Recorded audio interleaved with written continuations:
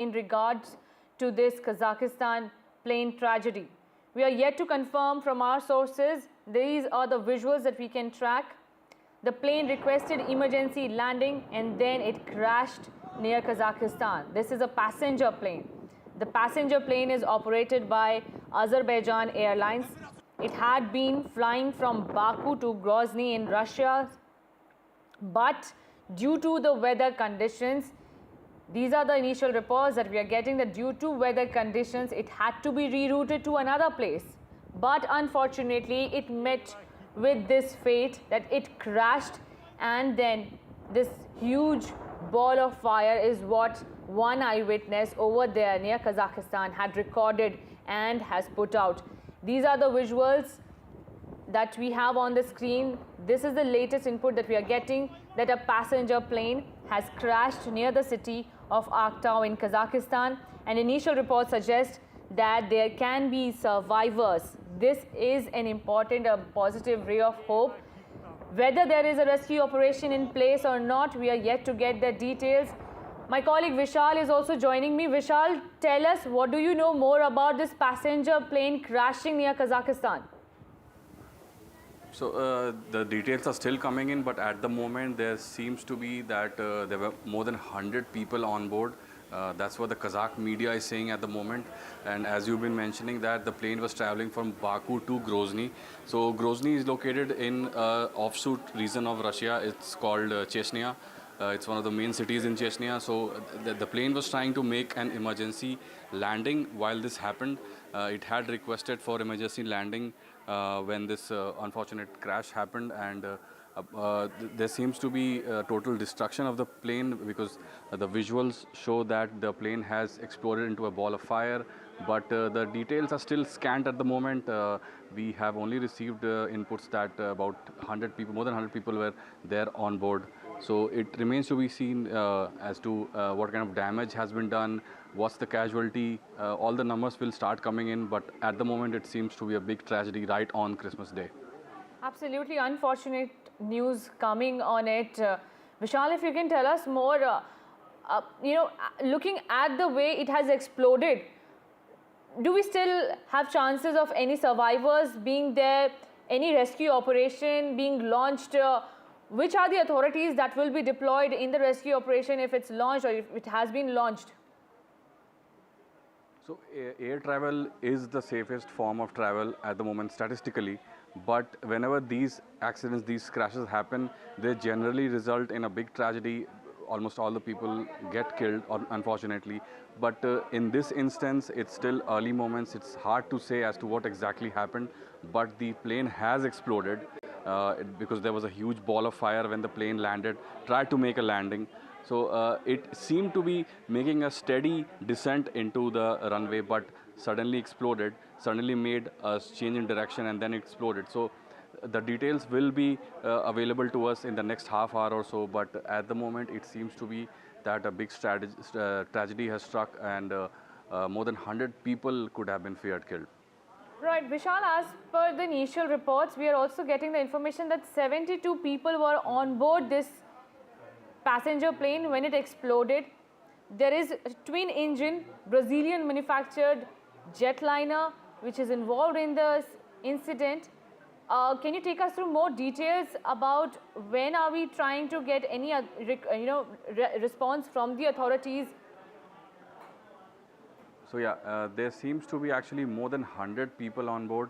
It remains to be seen whether or not there were Indians on board, because the plane was traveling from Baku. Baku is the capital of Azerbaijan, and Azerbaijan is a very popular destination, tourist destination, because it's cheap to travel and it's also quite beautiful, the country. So there could be a chance that there are Indians on board, but as of now there is no confirmation on that about the nationalities of the passengers involved. But there were more than 100 people on board, so it was not a big plane, but it was large enough to carry 100 people. So it remains to be seen what happened to the crew, what happened to the passengers. But at the outset, at this moment, it doesn't look good, because as soon as the plane tried to land, it exploded into a huge ball of fire, and that's never really a good sign. That almost always results in tragedies, and almost always results Right, in Vishal, we almost all the have people. on the screen another set of visual which is more devastating and disheartening to see. I think this is post the fire. We can see how the plane is divided into two parts after the crash. There are also reports that suggest that the airlines was asking for emergency landing, Yes. but was denied, after which it suddenly just collapsed. And after this crash, there is just hope, and we can only hope that the passengers, maybe there are some survivors who are safe or maybe not very critically injured in this tragedy. Vishal, we are also hearing that the number of passengers who were there were crew members and there were passengers involved. The plane was originally, scheduled to some other location, but the weather condition played a spoil sport. Yes, that is what we've been hearing. Initial reports suggest that the plane was on its way to Kazakhstan, but it had to be diverted towards Chechnya, Grozny. So Chechnya is the autonomous region inside Russia. So it's governed by separate people, but it's also in Russia. So that remains to be seen what kind of authorities are involved in this, because multiple nations will have to be involved, and as of now, more than 100 people seem to have been involved, seem to be on board the plane. So the status of all those people is still, still remains to be seen. And at this moment, we just know that the plane was traveling from Baku. Baku, as we have been mentioning, that is a popular tourist destination, and lakhs of people travel to Baku each year. There could be many tourists involved. There could be many people who would have gone there to meet their families. So all of that details are still to come. At this moment, we just know that the plane has crashed in Russian territory, an offshoot Russian territory of Chechnya. At the moment, as you mentioned, the plane was, it's almost split into two parts.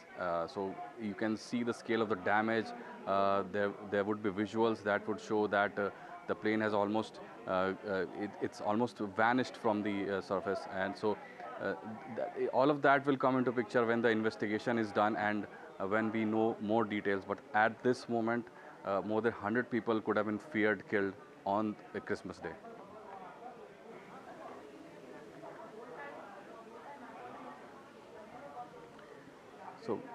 So at this moment, we know that the plane traveling from Baku had to be, was making an emergency landing on the Russian territory, on an offshoot Russian territory, on autonomous Russian territory of Chechnya, but that was not successful. The crew of the plane had requested an emergency landing due to some changes in the weather pattern.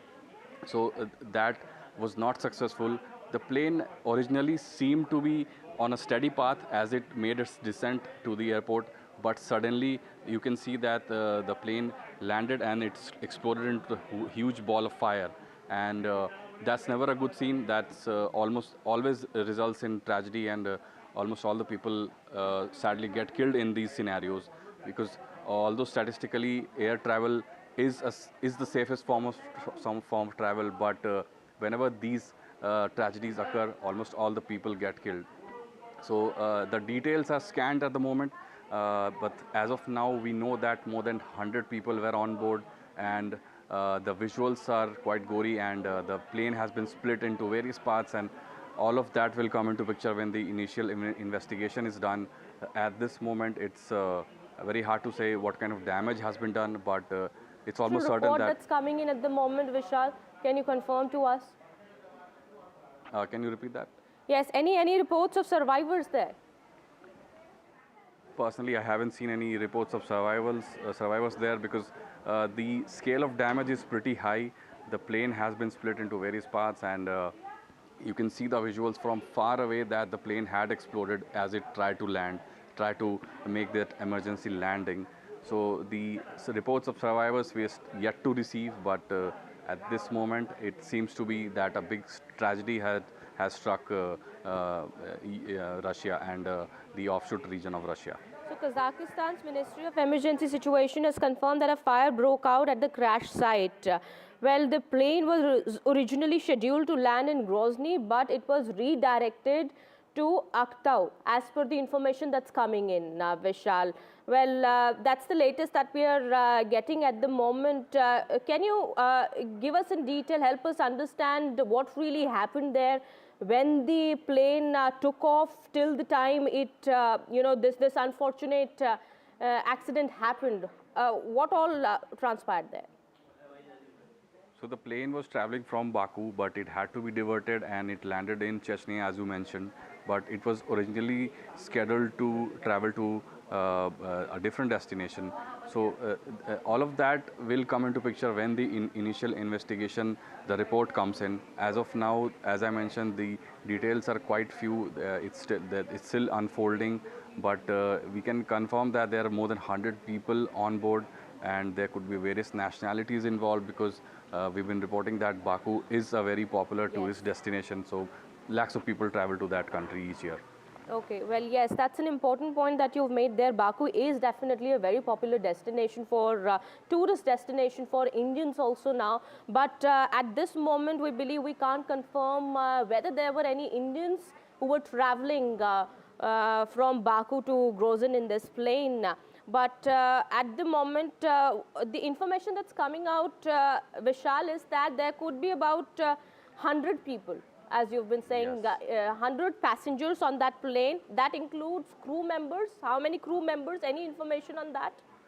So it's a relatively small plane, so there would be about 4 to 5 crew members, and as you mentioned, totally more than 100 people were present on the plane.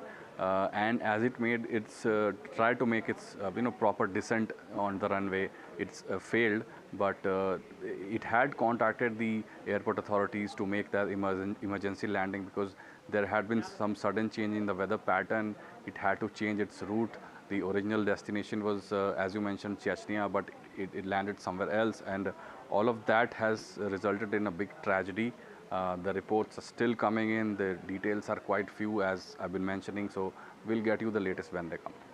All right, well, that's the big breaking news now coming in at the moment. This plane, the aircraft operated by Azerbaijan Airlines, went down near the Kazakh city of Aktau. As per the reports that are coming in, well, the plane was carrying about 100 passengers, and this is an unfortunate bit of news that's coming in. We do believe there could be some survivors. However, there is no official confirmation about that.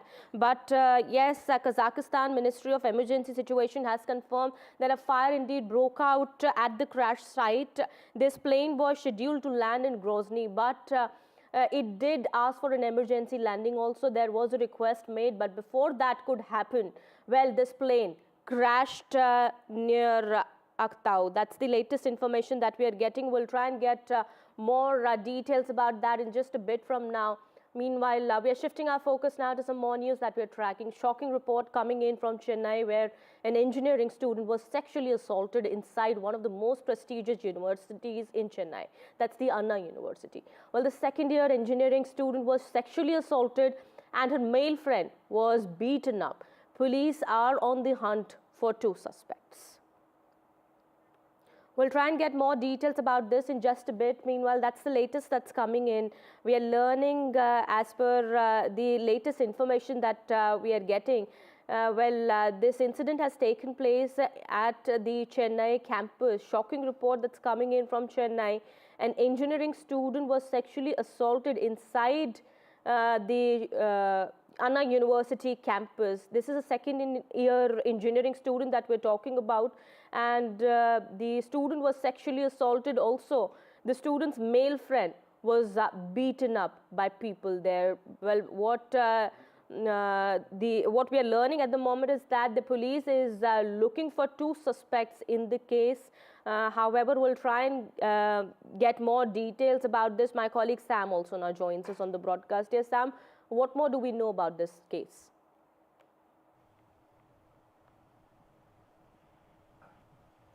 Sam, if you're able to hear my voice, what more details can you give us about this case? Well, Aditi, this has allegedly happened on the 23rd of this month, the day before yesterday, and a complaint was received yesterday. The student, a woman student studying at the Anna University, has alleged that this happened around 7:30 evening that day, when she and her male friend were on campus talking. A 2-member group attacked her male friend and dragged her into a bush, and she was sexually assaulted. As we speak, investigation is underway. Inquiry is on with both people on the campus and other suspects as well. There's no clarity whether the alleged perpetrators are insiders or somebody from outside. Police are also screening the CCTV footages. A case of sexual assault has been registered now. And this campus, one of the prestigious universities in Tamil Nadu, in the heart of Chennai, this kind of an assault happening has raised concern. Already, leader of opposition, Edappadi Palaniswamy, has said this is a clear sign of deterioration of law and order, as he calls it, and has urged for the immediate arrest of the perpetrators. BJP chief Annamalai too has called this shocking, and they have said there is no sense of fear among antisocial elements, either towards law or for the police. And it's a kind of a dark period, he said. Police say they are investigating, and by this evening we expect some kind of a breakthrough. Okay, all right. Well, the opposition has latched onto the issue and has targeted the Tamil Nadu government, alleging that law and order has worsened in Chennai. We have reactions coming in.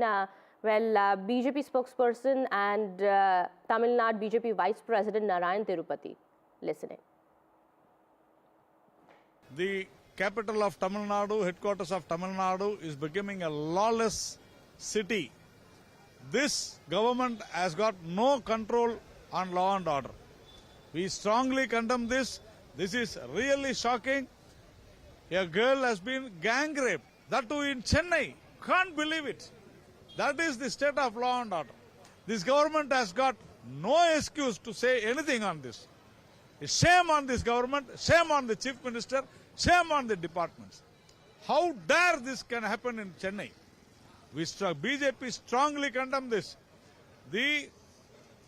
Whoever has done this should be immediately arrested and justice to be done. Big breaking news that we're getting. The plane with 73 people on board that had been making an attempt to reach Grozny in Russia has crashed. Well, 73 people were on board on this plane.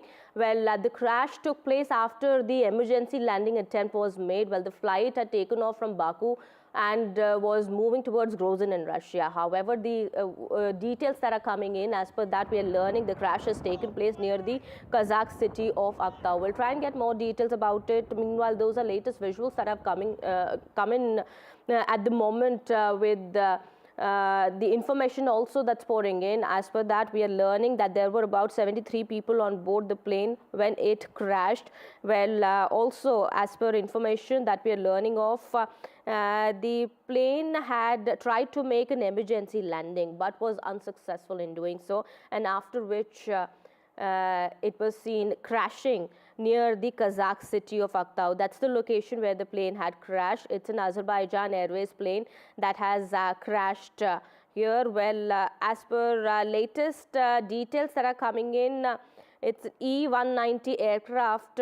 It usually carries between 96 to 114 passengers. At this point in time, we are learning that there were 73 passengers on board this plane. That also includes 4 to 5 crew members. Well, this aircraft that's operated by Azerbaijan Airlines went down near the Kazakh city of Aktau as per latest details. Well, reports also indicate that there could be survivors on this plane.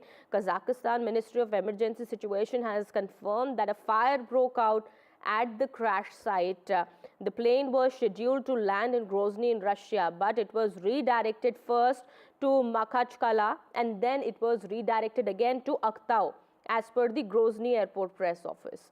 Well, Russian media is also reporting that the crash plane was an Embraer E-190AR. Before the crash, the aircraft had circled over Aktau airport and requested an emergency landing also. Well, my colleague Vishal joining us on the broadcast here. Vishal, any more information that we are learning of about this unfortunate crash? So at This moment there are various reports coming in. Some say that there were at least 100 people on board. Others say that there were about 70 people on board. So these are initial minutes, initial hours. So we'll have to wait for a few moments to know the exact details. As far as the reports are concerned, as I mentioned, there are various reports coming in, and they've been saying different things. But it's been confirmed that it was an airline operated by Azerbaijan Airlines, and it was traveling from Baku to Grozny originally, but it had to be diverted, as you mentioned, to a different location called Aktau inside Kazakhstan. So these are all neighboring countries near Russia. So that is why the diversion took place. So it remains to be seen why exactly the diversion took place. Initial There reports. are reports also that say that this plane that was en route from Baku to Grozny in Russia was redirected because of fog in Grozny. Yes, that seems to be what the initial reports are suggesting. Even if the diversion took place and the plane requested an emergency landing, so what exactly went wrong with the plane that it could not land in a place that did not really have fog?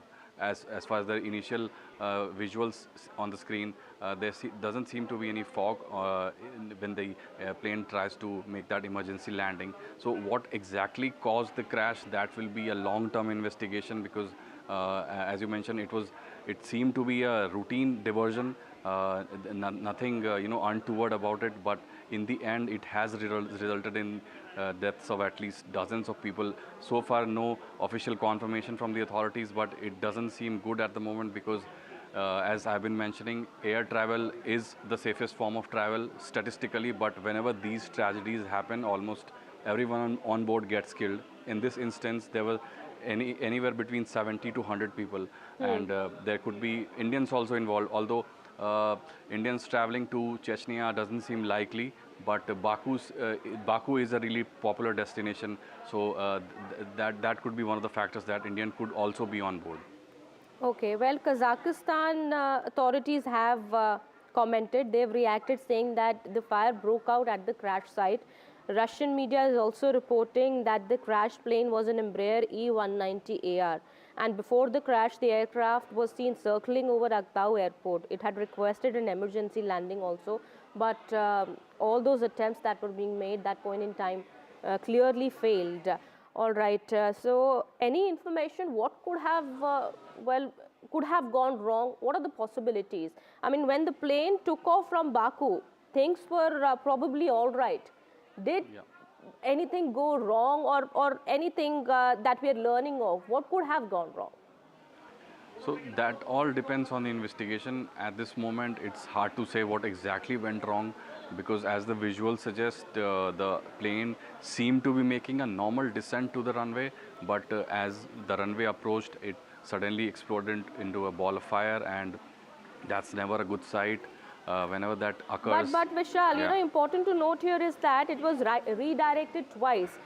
The plane was supposed to go to Grozny, but there was, all right, I'm being told that my colleague Vishnu Shom also is now joining us with more details here. Vishnu, what more details do we have about this crash? The aircraft in concern was an Embraer E190. This is a Brazilian aircraft. Azerbaijan Airlines is a very major carrier in Central Asia. I've gone through the flight radar tracking of this particular aircraft. It was on a flight from Baku to Grozny when it went down. And in a place called Aktau, or near Aktau, it had reportedly made an emergency, made a distress call indicating that it wanted to make an emergency landing. The last few moments of this crash, ahead of this attempted landing, are there on flight radar. I've actually gone through this. There were 67 people on board, 5 crew members. There are survivors. There is some preliminary video that you should have up on your screens, which indicates the presence of survivors as well. The Ministry of Emergency Situations in Kazakhstan has confirmed that they are on the ground and looking to deal with this situation. The aircraft did circle over Aktau airport. As I mentioned, it was on a flight from Baku to Grozny. But it circled over Aktau airport, indicating that it wanted to make an emergency landing. Unfortunately, that emergency landing didn't go off well. There would be a significant number of fatalities in this crash. There are, however, some survivors. One word about the aircraft. The Embraer E190 is a relatively new aircraft, quite new. It is a new generation of aircraft manufactured by the Brazilian company Embraer. It is extremely reliable, and this would perhaps be the first incident involving an E190 aircraft. We will just get more facts on that. But the video that you see actually shows the aircraft in a sharp bank. Moments before it crashes, the pilot does attempt to pull up. It's too early to say what exactly went on. Was there a technical error? Was it something else? Was there a hijacking? It's too early, and we don't want to speculate on this. But all options are out there on the table right now. A very unfortunate crash resulting in a significant number of casualties on this Azerbaijan Airways aircraft. Kitty. Okay, when the flight took off from Baku, we do not have any official information, of course, but things were probably all right. But we do understand that the flight had to be redirected twice, Vishnu. Before, it was supposed to make a landing at Grozny, but it was redirected twice. As per information that's coming in, we do understand first it was redirected to Makhachkala and then to Aktau. Yeah, that's right. That's what we know so far. About Azerbaijan Airways itself, it's a major carrier. As I mentioned, they fly several international routes. They operate a series of modern aircraft, this being an extremely modern aircraft. I just want to put it out on the table that this was a new aircraft which was operating on this particular sector. There was a distress call which was received. There were, as you correctly mentioned, a previous attempt to redirect the flight from the flight from Baku to Grozny to a place called Makhachkala. It was then rediverted to Aktau.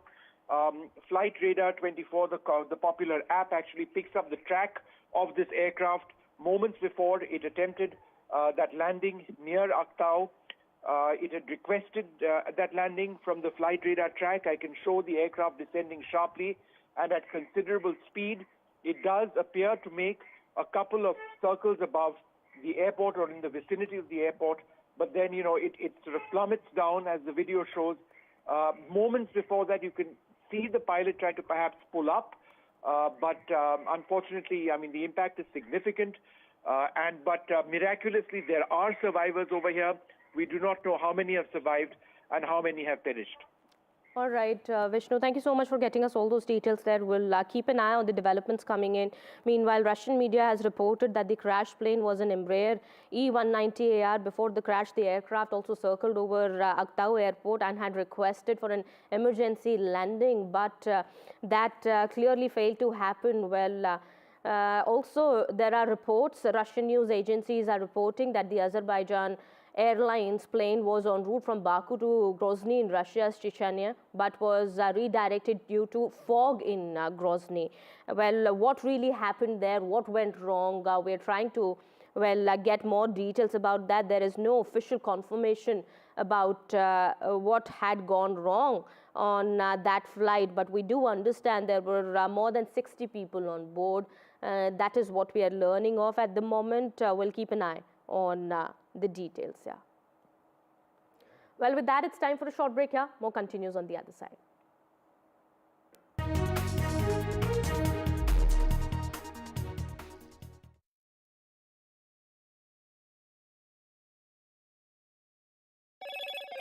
Hello, Moto. Motorola Edge 50 Pro, world's first AI-powered pro-grade camera.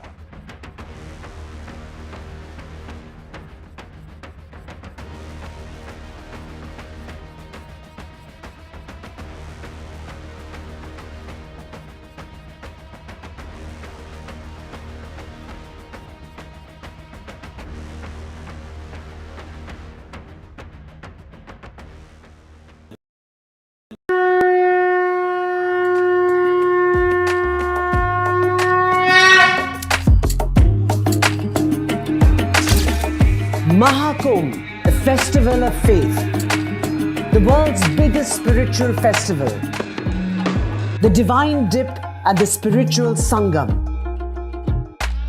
a sacred confluence of faith, culture, and heritage. NDTV's mega coverage of the Mega Fest. NDTV at Mahakumbh 2025.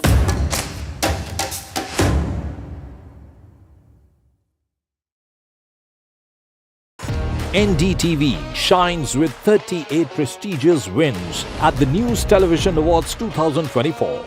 Powerful journalism to cutting-edge digital innovation, production excellence to regional leadership. NDTV sets the benchmark. 38 awards, each a testament to your trust in NDTV. NDTV stands for trust.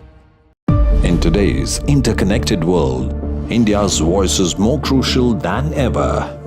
When India speaks, the world listens.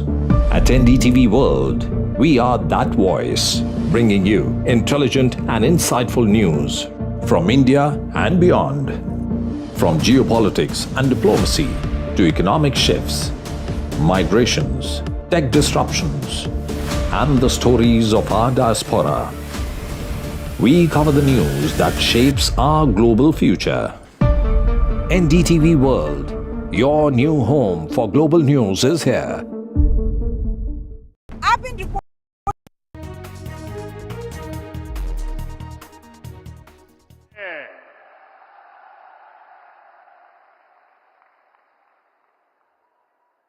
Madhya Pradesh के governor श्रीमान मंगूभाई पटेल, यहाँ के कर्मठ मुख्यमंत्री भाई मोहन यादव जी, केंद्रीय मंत्री भाई Shivraj Singh ji, Virendra Kumar ji, CR Patil ji, deputy CM Jagdish Devda जी, राजेंद्र शुक्ला जी, अन्य मंत्रीगण, सांसदगण, विधायकगण, अन्य सभी महानुभाव, पूज्य संतगण और मध्य प्रदेश के मेरे प्यारे भाई और बहनों,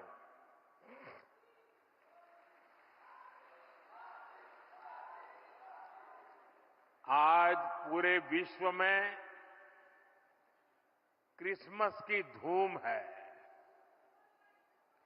मैं देश और दुनिया भर में उपस्थित ईसाई समुदाय को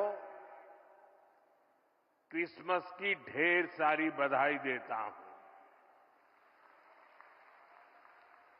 मोहन यादव जी के नेतृत्व में बनी भाजपा सरकार का 1 साल पूरा हुआ है। मध्य प्रदेश के लोगों को, भाजपा के कार्यकर्ताओं को मैं बहुत बहुत बधाई देता हूं। इस 1 वर्ष में एमपी में विकास को एक नई गति मिली है। आज भी यहां हजारों करोड़ रुपए की विकास परियोजनाओं की शुरुआत हुई है। आज ऐतिहासिक केन बेतवा लिंक परियोजना का, दौधन बांध का शिलान्यास भी हुआ है। ओमकारेश्वर फ्लोटिंग सोलर प्लांट, उसका भी लोकार्पण हुआ है। और ये मध्य प्रदेश का पहला फ्लोटिंग प्लांट है। मैं इन परियोजनाओं के लिए एमपी के लोगों को ढेर सारी बधाई देता हूं। साथियों, आज हम सभी के लिए बहुत ही प्रेरणादायी दिन है। आज श्रद्धेय अटल जी की जन्म जयंती है। आज भारत रत्न अटल जी के जन्म के 100 साल हो रहे हैं। अटल जी की जयंती का ये पर्व सुशासन की, सुसेवा की हमारी प्रेरणा का भी पर्व है। थोड़ी देर पहले जब मैं अटल जी की स्मृति में डाक टिकट और स्मारक सिक्का जारी कर रहा था तो अनेक पुरानी बातें मन में चल रही थी। बरसों बरसों तक उन्होंने मुझ जैसे अनेक कार्यकर्ताओं को सिखाया है, संस्कारित किया है। देश के विकास में अटल जी का योगदान हमेशा हमारे स्मृति पटल पर अमिट रहेगा। मध्य प्रदेश में 1100 से अधिक अटल ग्राम सेवा सदन के निर्माण का काम आज से शुरू हो रहा है।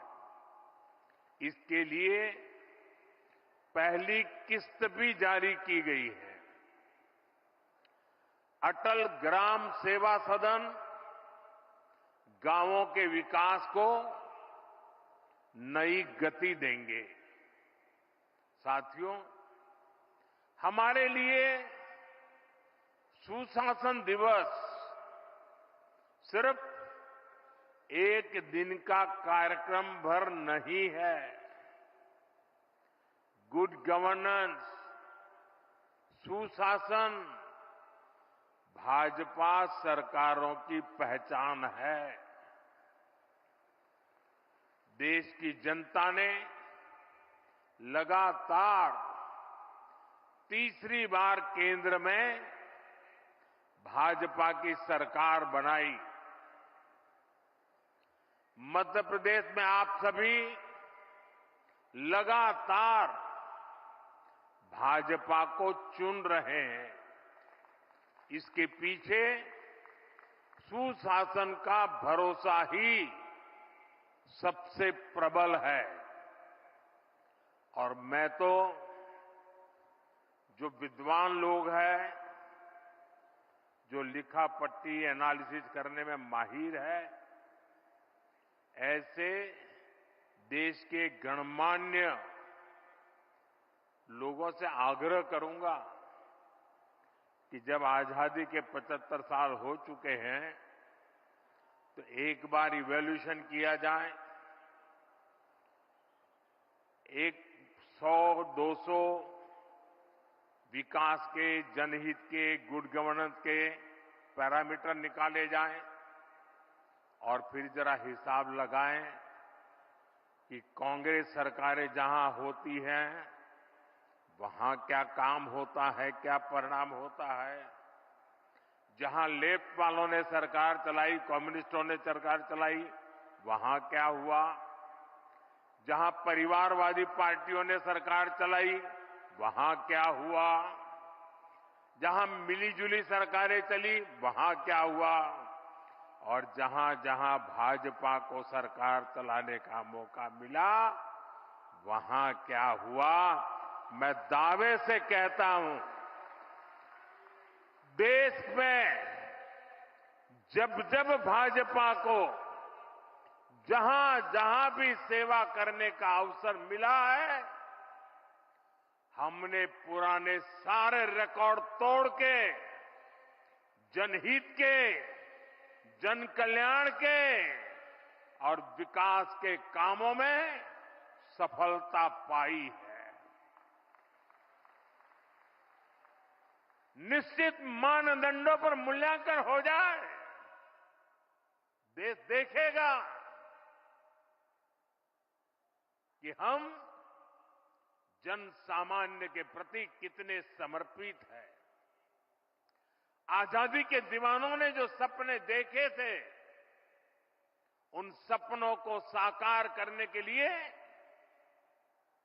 हम दिन रात पसीना बहाते हैं।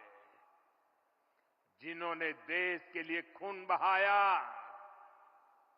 उनका रक्त बेकार न जाए, हम अपने पसीने से उनके सपनों को सींच रहे हैं। और सुशासन के लिए अच्छी योजनाओं के साथ ही उन्हें अच्छी तरह लागू करना भी जरूरी है। सरकार की योजनाओं का लाभ कितना पहुंचा, ये सुशासन का पैमाना होता है। अतीत में कांग्रेस सरकारें घोषणाएं करने में माहिर हुआ करती थी।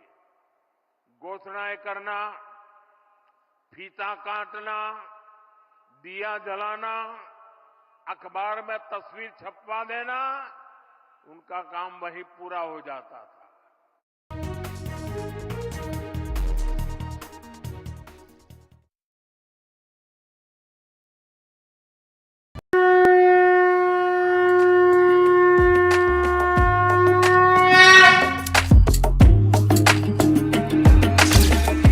Mahakumbh, the festival of faith, the world's biggest spiritual festival, the divine dip at the spiritual Sangam,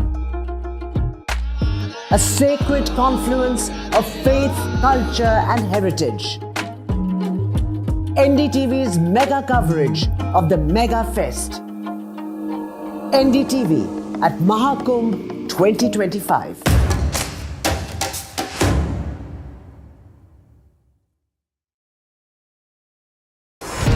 NDTV proudly upholds its legacy of trust and credibility. According to the prestigious Reuters Institute's Digital News Report 2024, NDTV is the topmost news platform in the country. Number 1 in both online and offline reach in India. Beating all its competition, NDTV stands for trust. New day, new show, a new experience. Start your day with the news, not views. We bring you stories that matter And impact your lives. news that informs and keeps you ahead. From Maximum City, Mumbai, To the seat of governance, Delhi. NDTV brings to you the best breakfast show. The breakfast show only on NDTV 24/7 every morning at 8 a.m.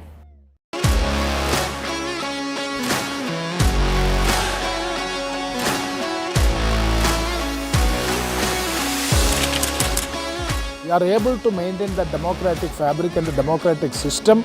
I want to do something that can make a difference. लगातार जनता की आवाज को सरकार तक पहुंचाने का काम मैं करता हूं। I was a student up until very recently. I really want to work and do something for my people because they have given me this opportunity. They have elected me. सोचा नहीं था कि राज्यसभा सांसद बनूंगी।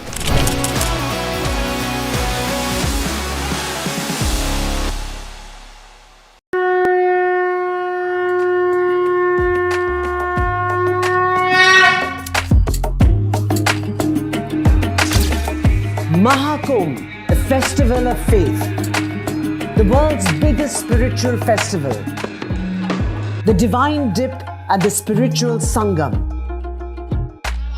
a sacred confluence of faith, culture and heritage. NDTV's mega coverage of the Mega Fest. NDTV at Mahakumbh 2025.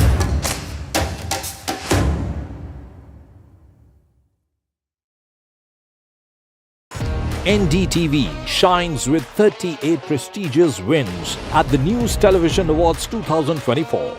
Powerful journalism to cutting-edge digital innovation. Hello, Moto.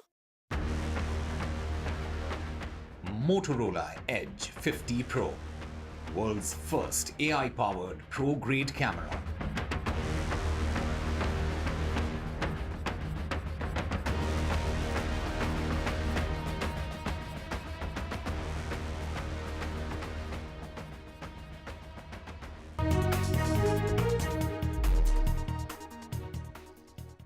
सरकारें रही।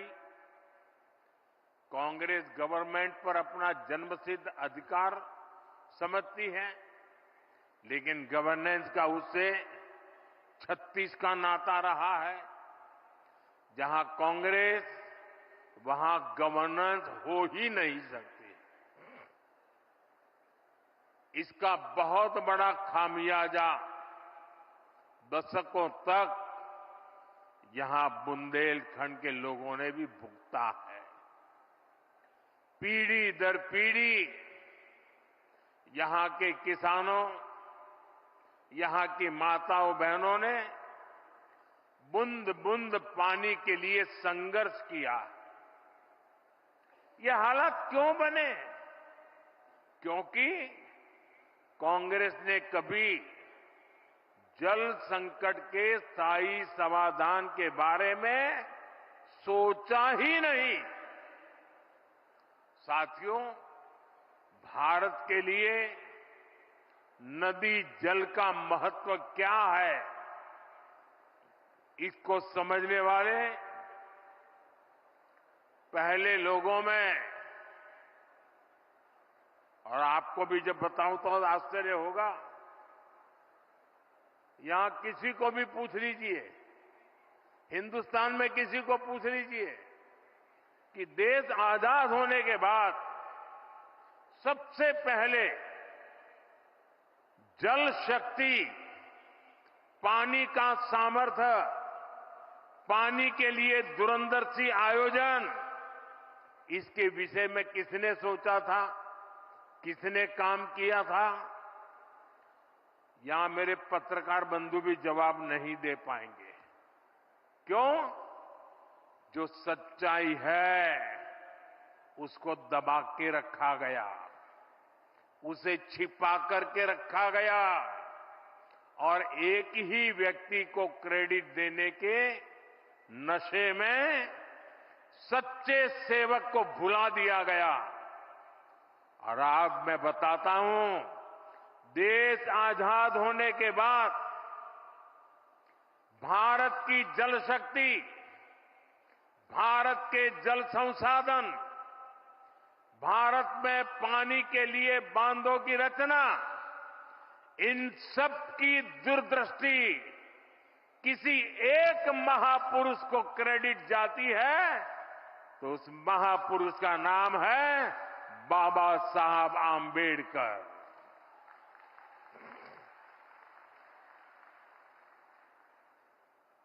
भारत में जो बड़ी नदी घाटी परियोजनाएं बनी, इन परियोजनाओं के पीछे डॉक्टर बाबा साहब आंबेडकर का ही विजन था।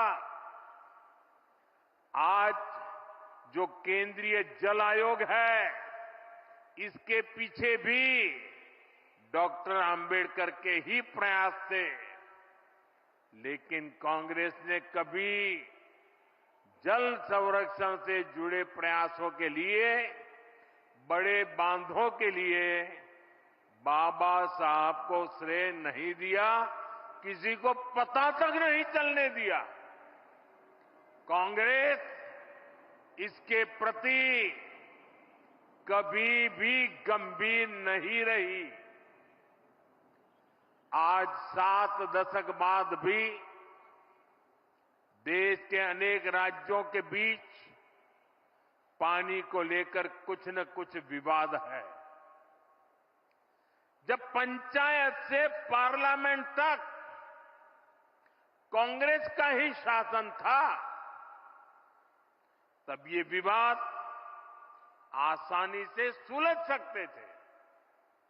लेकिन कांग्रेस की नीयत खराब थी, इसलिए उसने कभी भी ठोस प्रयास नहीं किए। साथियों, जब देश में अटल जी की सरकार बनी तो उन्होंने पानी से जुड़ी चुनौतियों को हल करने के लिए गंभीरता से काम शुरू किया था। लेकिन 2004 के बाद उनके प्रयासों को भी जैसी अटल जी की सरकार गई, वो सारी योजनाएं, सारे सपने ये कांग्रेस वालों ने आते ही ठंडे बस्ते में डाल दिया। आज हमारी सरकार देश भर में नदियों को जोड़ने के अभियान को गति दे रही है। केन बेतवा लिंक प्रोजेक्ट का सपना भी अब साकार होने वाला है।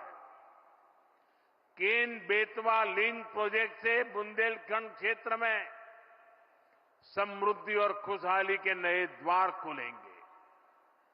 छतरपुर, टीकमगढ़, निवाड़ी, पन्ना, दमोह और सागर सहित मध्य प्रदेश के 10 जिलों को सिंचाई सुविधा का लाभ मिलेगा।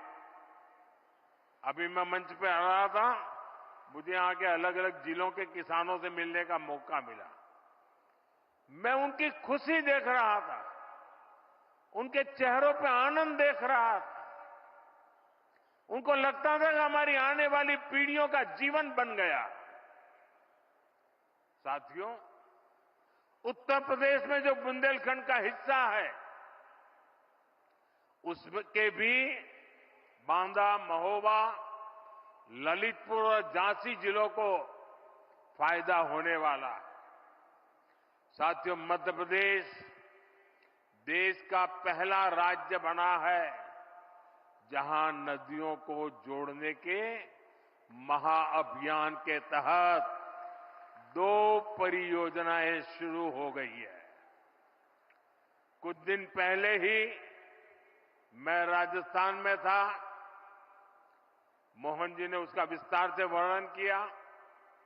वहां पार्वती, काली सिंह, चंबल और केन बेतवा लिंक परियोजनाओं के माध्यम से कई नदियों का जुड़ना तय हुआ है। इस समझौते का बड़ा लाभ मध्य प्रदेश को भी होने जा रहा है। साथियों, 21वीं सदी की सबसे बड़ी चुनौतियों में से एक है जल सुरक्षा। 21वीं सदी में वही देश आगे बढ़ पाएगा, वही क्षेत्र आगे बढ़ पाएगा जिसके पास पर्याप्त जल होगा और उचित जल प्रबंधन होगा।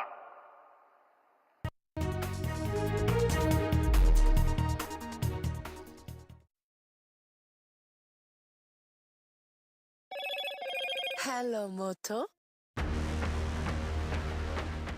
Motorola Edge 50 Pro, world's first AI-powered pro-grade camera.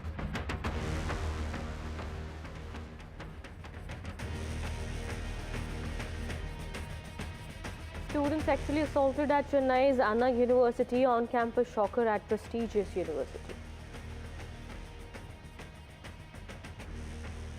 In a significant order, this SC has restrained the ED from accessing and copying content from e-devices seized during searches conducted on Lottery King Santiago Martin. It's Delhi Department versus Aam Aadmi Party on two schemes. Delhi Department says Mahila Samman scheme and Sanjeevani scheme are non-existent. AAP says the departments have been pressurized. PM Modi lays foundation stone of Ken Betwa river linking national project in Madhya Pradesh.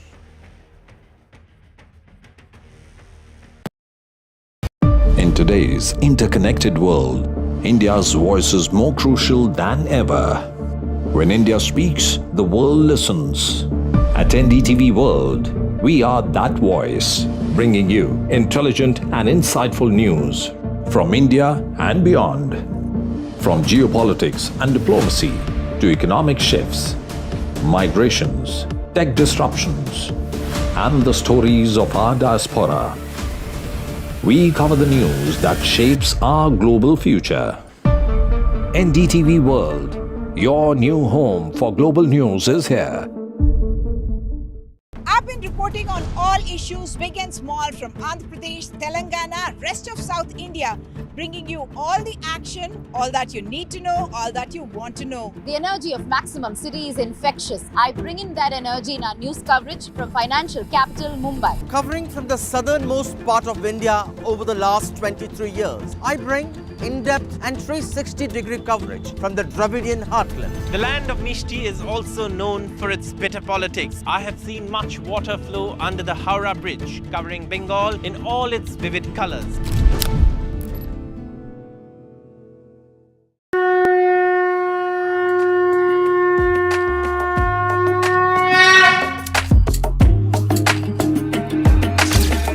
Mahakumbh, the festival of faith, the world's biggest spiritual festival, the divine dip at the spiritual Sangam, a sacred confluence of faith, culture and heritage. NDTV's mega coverage of the Mega Fest. NDTV at Mahakumbh 2025.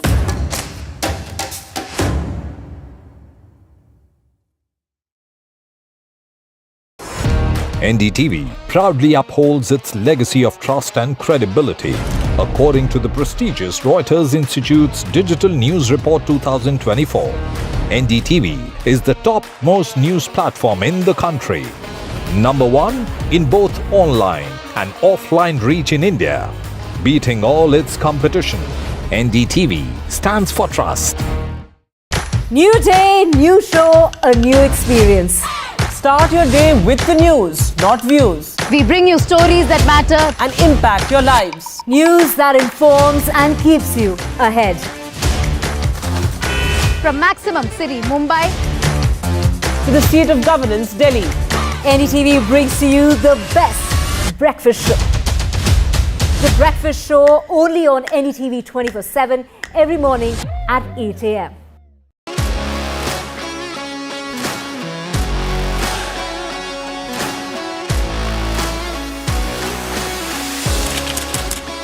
We are able to maintain the democratic fabric and the democratic system. I want to do something that can make a difference. लगातार जनता की आवाज को सरकार तक पहुंचाने का काम मैं करता हूं. I was a student up until very recently. I really want to work and do something for my people because they have given me this opportunity. They have elected me. सोचा नहीं था कि राज्यसभा सांसद बनूंगी.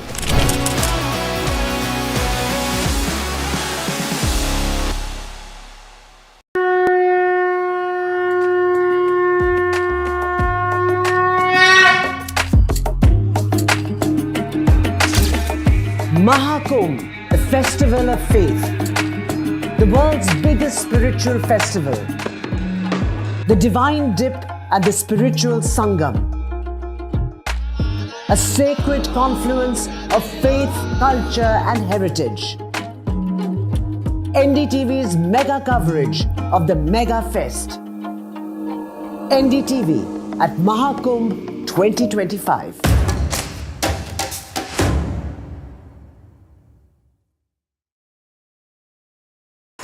NDTV shines with 38 prestigious wins at the News Television Awards 2024. Powerful journalism.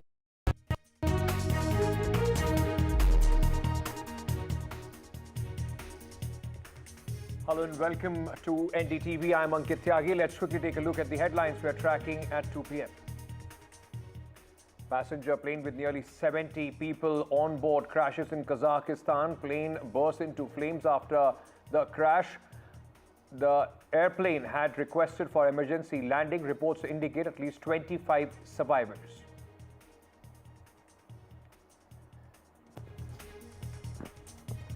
There is huge protest at the Anna University in Chennai alleging sexual assault on campus at this prestigious university. Prime Minister Modi lays foundation stone for Ken Betwa River linking national project in Madhya Pradesh. Prime Minister's attack on Congress on Ambedkar controversy, says Congress governments never credited Ambedkar. NDA in a huddle at BJP Chief JP Nadda's office. Better coordination between NDA partners and discussions on Ambedkar controversy on the agenda. It's Delhi government departments versus the Aam Aadmi Party on two schemes. Delhi government department says Mahila Samman scheme and Sanjeevani are non-existent. AAP says departments pressured. Schemes will be fulfilled post polls. In a significant order, Supreme Court restrains the Enforcement Directorate from accessing and copying content from electronic devices seized during searches conducted on Lottery King Santiago Martin, his relatives and employees in November.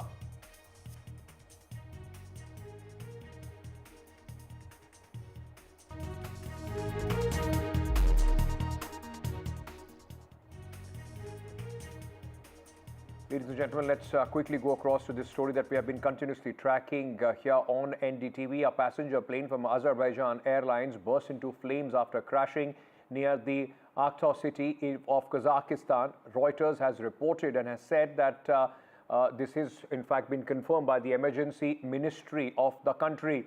The plane was en route from Azerbaijan's capital Baku to Grozny in Russia's Chechnya, but was rerouted due to fog at the destination.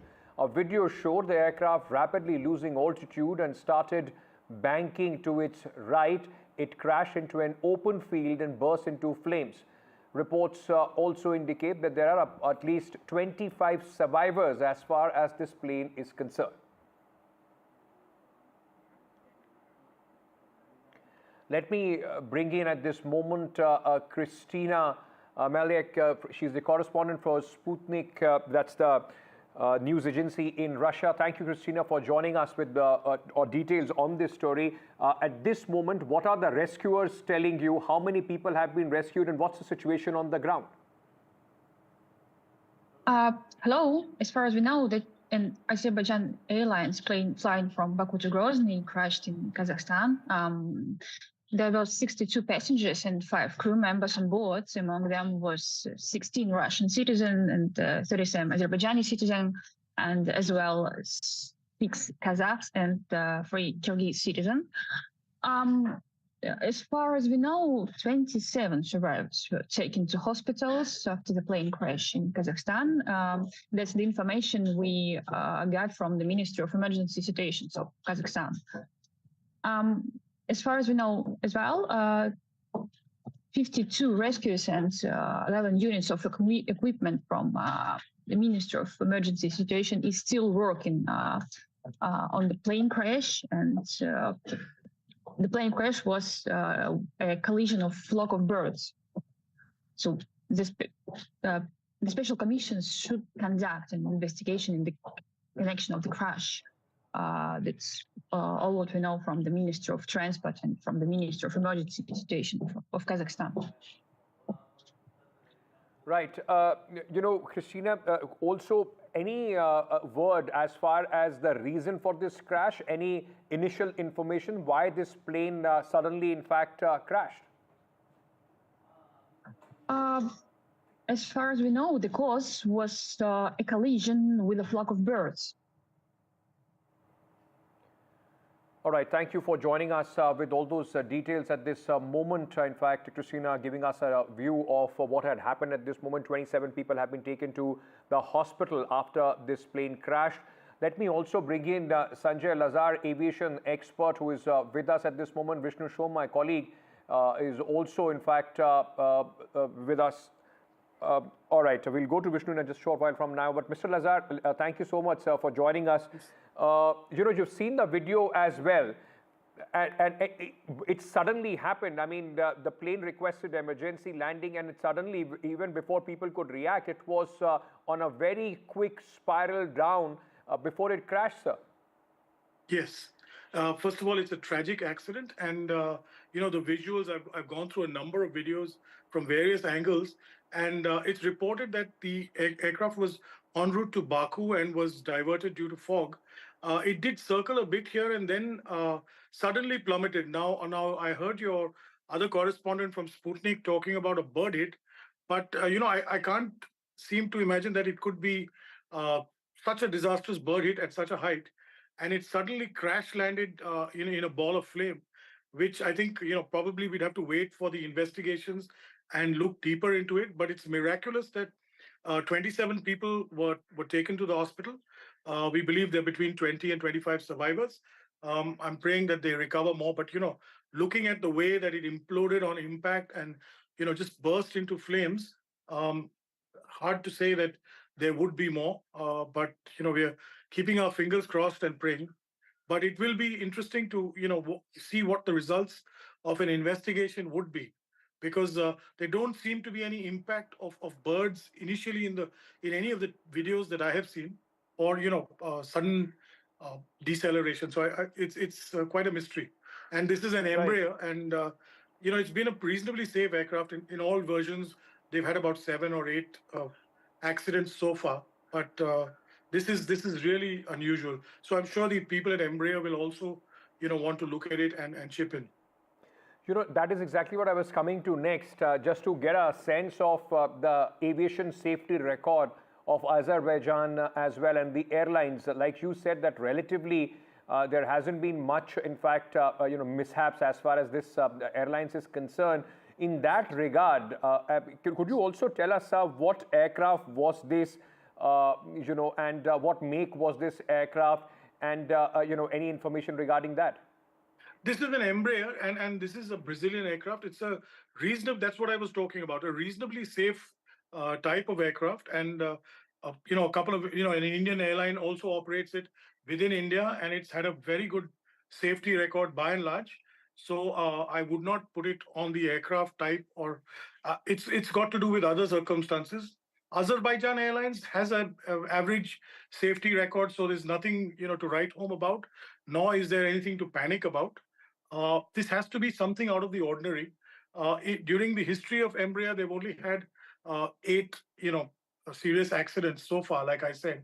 And I do not believe that this is, something to do with the aircraft. I think it's something else. So probably, like I said, I'd rather, discretion is the better part of valor here. I'd rather wait for an investigation to report what the facts are than speculate. Thank you so much. Just stay on with me, Mr. Lazar. My colleague Vishnu Shom is also joining us on the phone line at this moment. Vishnu, what is the information that you are picking up as far as the survivors are concerned? Any initial reports about the reason for this crash? Well, firstly, the aircraft in question is an Embraer E190 aircraft. It is an extremely new aircraft. It has a very decent safety record and reliability record. Now, there are at least, we are told at this stage that there are 25 survivors from this crash. There were nearly 70-odd passengers on board, nationalities of several countries, several Russian, several from Azerbaijan, several from other countries as well. An investigation has obviously been launched into this. There is a couple of preliminary points which I've been able to pick up on based on data which I've looked at from flight data, from Flight Radar 24. The E190 made impact with the ground at a speed of 211 knots ground speed, which translates to more than 390 kilometers per hour. I've seen the entire video which was available of the final 3-odd minutes of the flight. The pilot, the aircraft was oscillating a bit.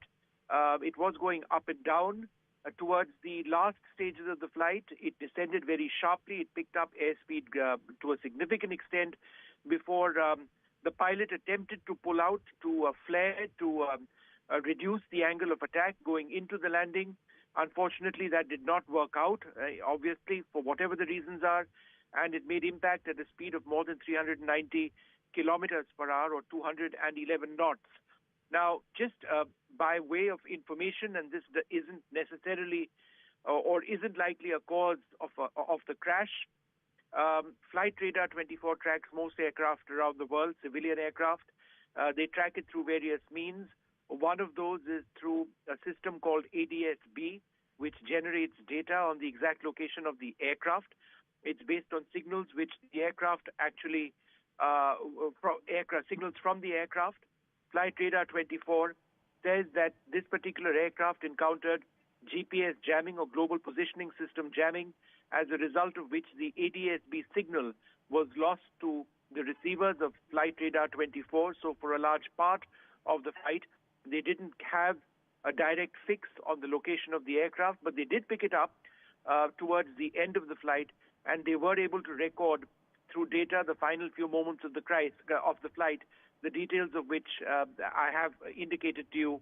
The aircraft did appear to make a few circuits of near the airport or the area where it finally went down, and it then did go down very tragically, and it has resulted in a significant loss of life.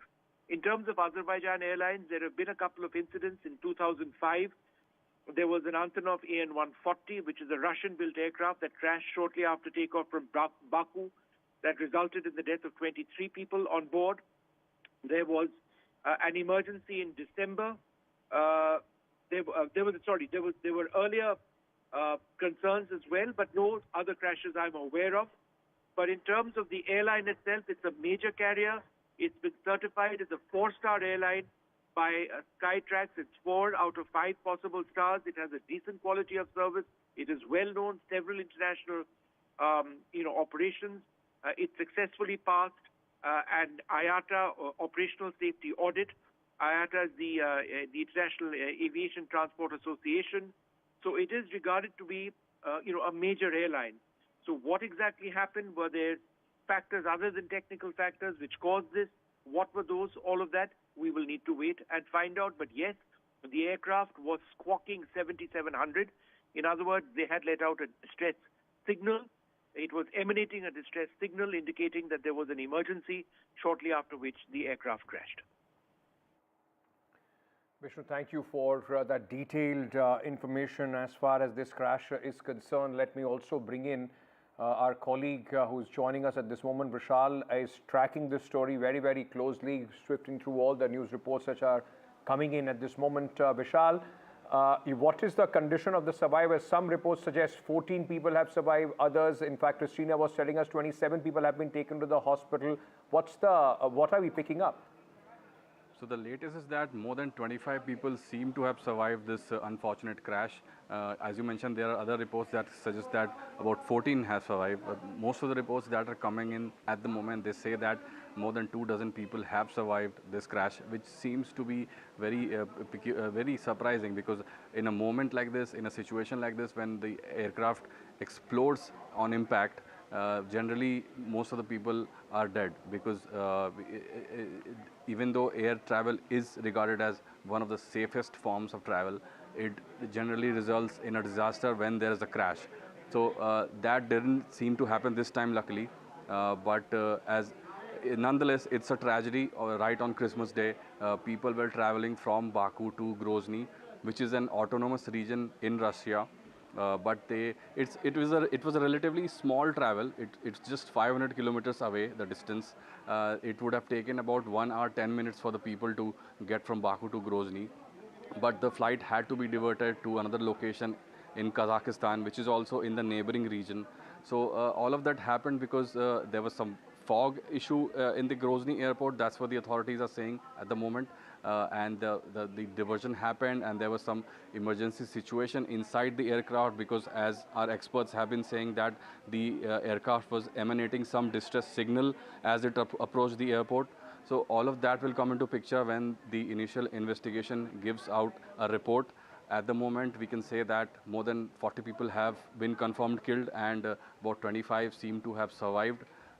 Whether or not the crew survived, that is another question. But at this moment, it is a tragedy that is still unfolding, and we can confirm that more than 40 people have been killed.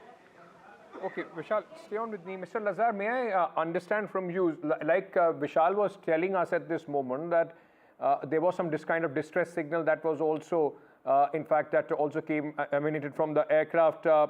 Can it be ruled out that there is any foul play as far as this aircraft is concerned? I mean,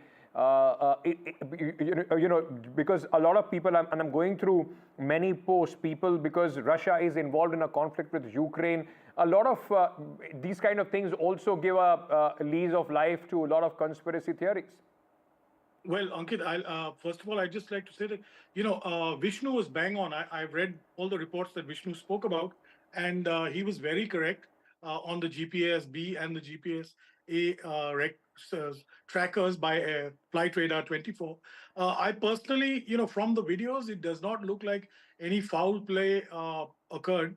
So I do believe that it's either something extraneous or a pilot error or some malfunction in the system. We'll have to wait for the investigation. Very interesting. I think Vishal mentioned the number of survivors, as did your colleague from Sputnik, Russian television. If you notice the images of the aircraft has split. I'm barely speculating right now, but I do believe a large number of the survivors that you've seen are probably from that split section, which did not explode completely. You see, there are two parts. You can see one part has exploded and burnt into flames, and the other part has been left behind. So perhaps the survivors that we are seeing, the 25 or the 27 who are now in hospital, are probably from that group.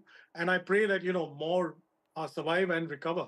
But I would not like to speculate on whether it was part of the Ukrainian attack or the war. No, it doesn't seem that to me right at this point. Thank you so much, Mr. Lazar, for joining us at this moment. Also, thanks to Vishal for bringing us the latest on this story. Thanks, Christina, for telling us what is happening there on the ground. Ladies and gentlemen, we'll keep a very close eye on this tragic incident, in fact, coming in on the Christmas day. Moving on now to Chennai, where a shocking report is coming in from the city where an engineering student was sexually assaulted inside one of the most prestigious universities in the city, the Anna University. The second-year engineering student was sexually assaulted and her male friend was beaten up. Police is still, in fact, looking for two suspects as far as this case is concerned. The capital of Tamil Nadu, headquarters of Tamil Nadu, is becoming a lawless city. This government has got no control on law and order. We strongly condemn this. This is really shocking.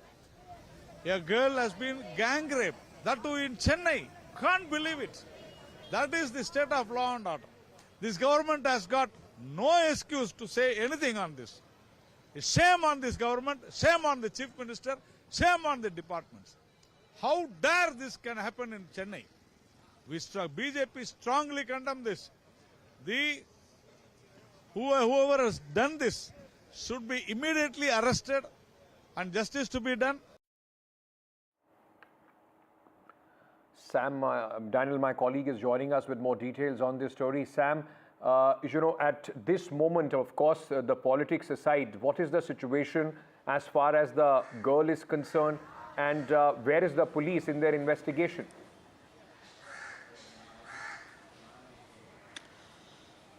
The police say investigation is underway, Ankit. They are screening all the available CCTV footage from the Anna University campus. We understand they're also interrogating a few suspects, including some of her classmates and her male friend, who was allegedly beaten up before the young woman was sexually assaulted on campus. And police say in a few hours there could be some kind of a breakthrough in terms of identifying who could be the alleged perpetrator. At the moment, there is no clarity if the perpetrators are from the campus, students or staff or workers there, or are they from outside. And this has certainly raised several questions in terms of concerns over women's safety. This has happened on a campus that's very prestigious, one of the premier institutions in the city, the heart of Chennai, and already the leader of opposition, Edapadi Palaniswamy, has raised concerns saying this is a clear sign of declining law and order, as he calls it, and the BJP state chief Annamalai too has said there is no sense of fear, and this has taken the state to a dark period, as he calls it. But in terms of the investigation, the police expect some kind of a breakthrough by this evening.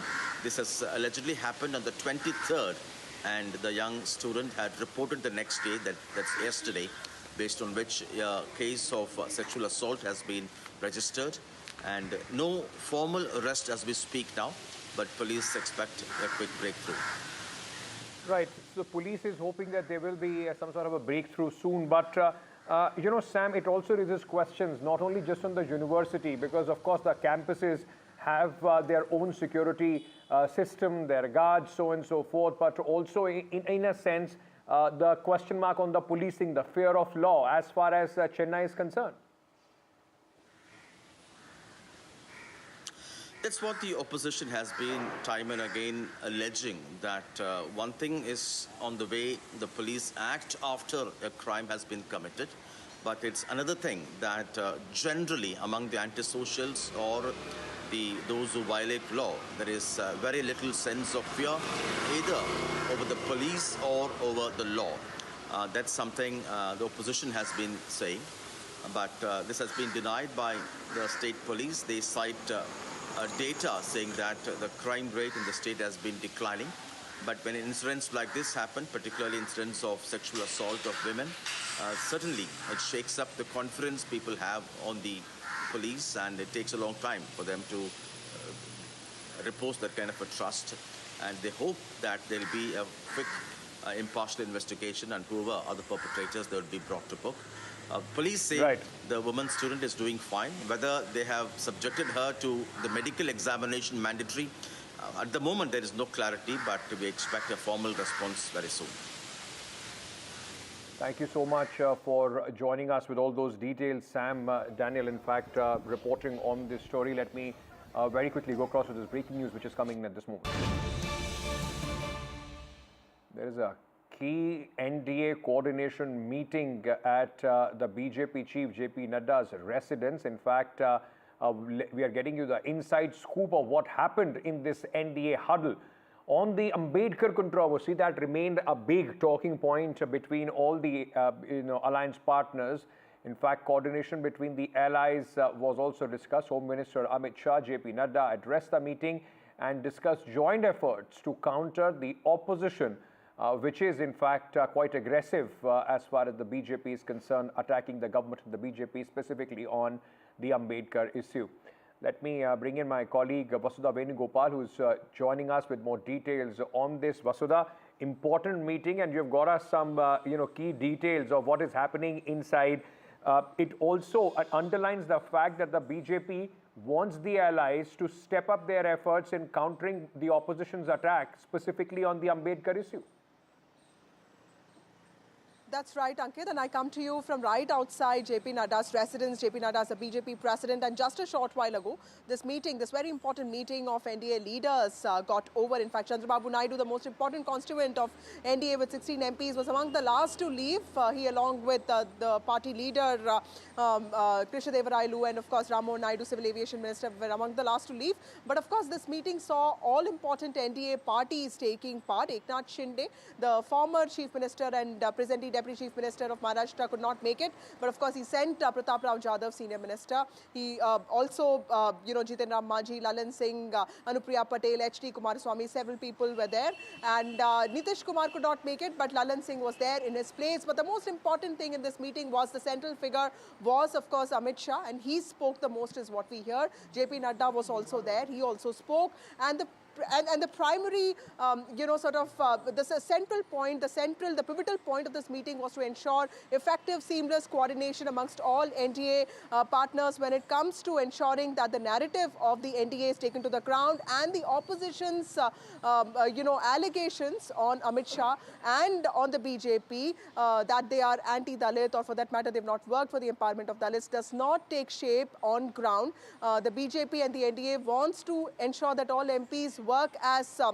NDA MPs, and they want them to counter the opposition's allegations, opposition's narrative on caste, Ambedkar and social justice very effectively on ground, which is why there's already a committee in place. There'll be more MPs there, and there will be in some ways some sense of monitoring that everybody is on the same page when it comes to narratives that are taken on the ground, and also when it comes to central schemes, specifically for deprived sections of the society. All NDA allies will have to work in tandem with each other to ensure that people on ground feel that the government, the central government and the NDA government, the state government is working for them, and there is no discrimination of any kind. In fact, in the last few days, NDA allies have come out in support of Amit Shah. In fact, Chandrababu Naidu in the last 2-3 days has also spoken about how he also used to be seen, called as anti-farmer by opposition in Andhra Pradesh, which is a complete lie. And he says that he has been a victim of manipulated statements, of twisted narratives, and this is something that everyone needs to watch out for.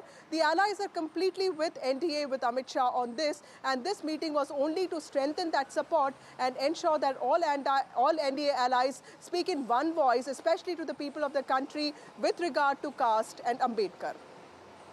Thank you so much, Vasudha, for joining us with those details coming in from this key meeting of the NDA, which is taking place at JP Nadda's residence. Moving on, in an unprecedented move, two Delhi departments, which are under the government of Delhi, have released public notices saying the welfare scheme launched by Aam Aadmi Party have not been notified by the government and are non-existent.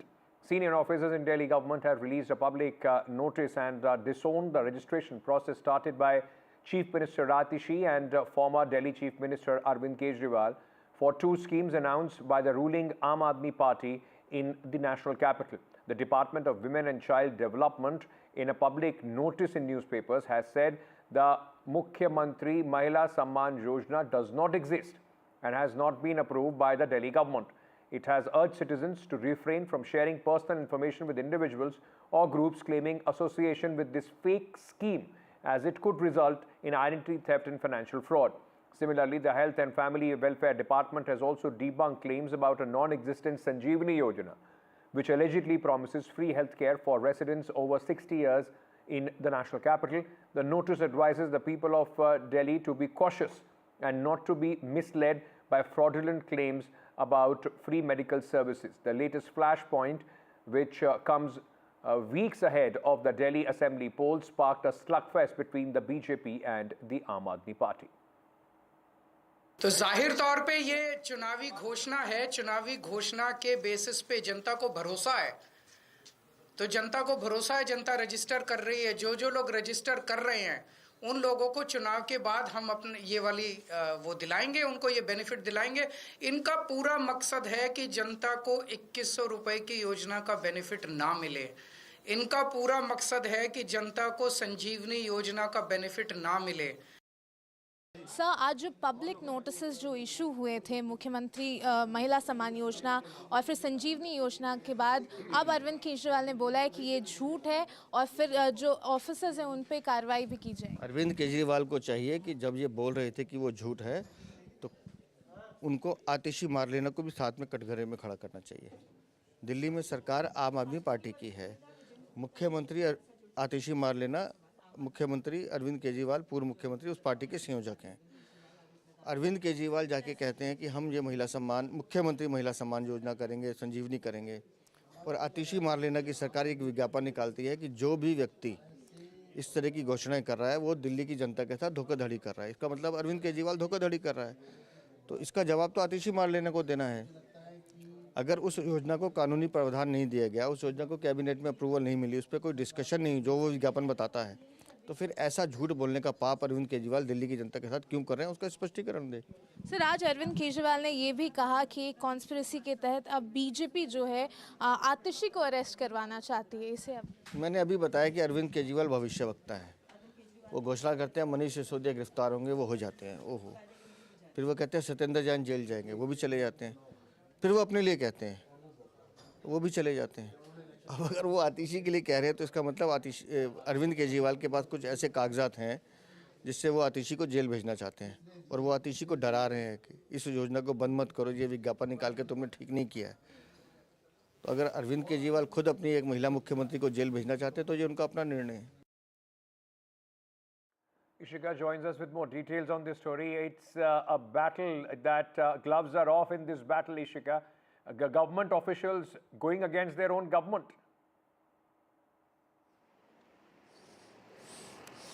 Well, yes, certainly, and that is what, the opposition also now attacking Arvind Kejriwal and the Delhi Chief Minister Atashi on. You just heard, the Delhi BJP president saying that if Arvind Kejriwal is calling it a lie, then it is Chief Minister Atashi who has to answer, because these are the departments under the Delhi government who have issued these public notices and have said that, these two schemes have not been notified yet by the government. So the registrations, that is being done has no authority from the government side. And also, in fact, in these public notices that have been issued, it has been said that the people should, in fact, be cautious to share their personal information, and the department will not be responsible for any liabilities in such a situation where it can lead to a fraud.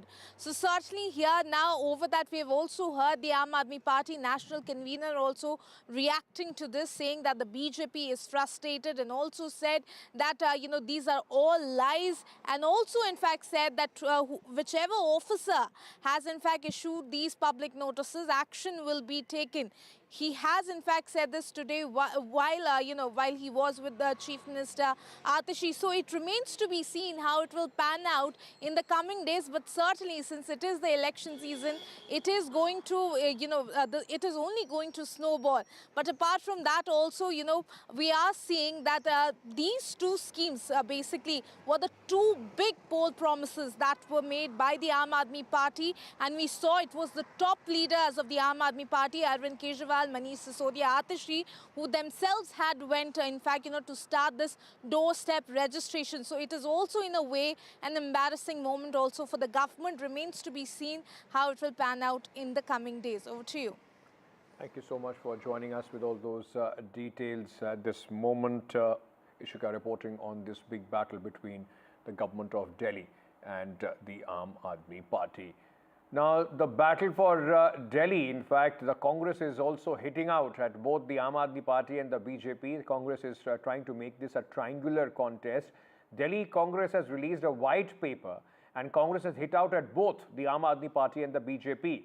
The Congress has released a booklet against Aam Aadmi Party and the BJP, and has said that the people of Delhi have been betrayed by both the centre and the government in the state. जैसा कि आप जानते हैं कि दिल्ली में आम आदमी party की सरकार पिछले 11 सालों से है, और इसी प्रकार से 2013 से दिल्ली में जो केंद्र सरकार है वो भारतीय जनता पार्टी की है। दिल्ली की जनता को बहुत उम्मीदें थी, और बहुत उम्मीद के साथ इन दोनों सरकार को जहां चुनने का काम दिल्ली की जनता ने किया था, आज 11 साल के बीतने के बाद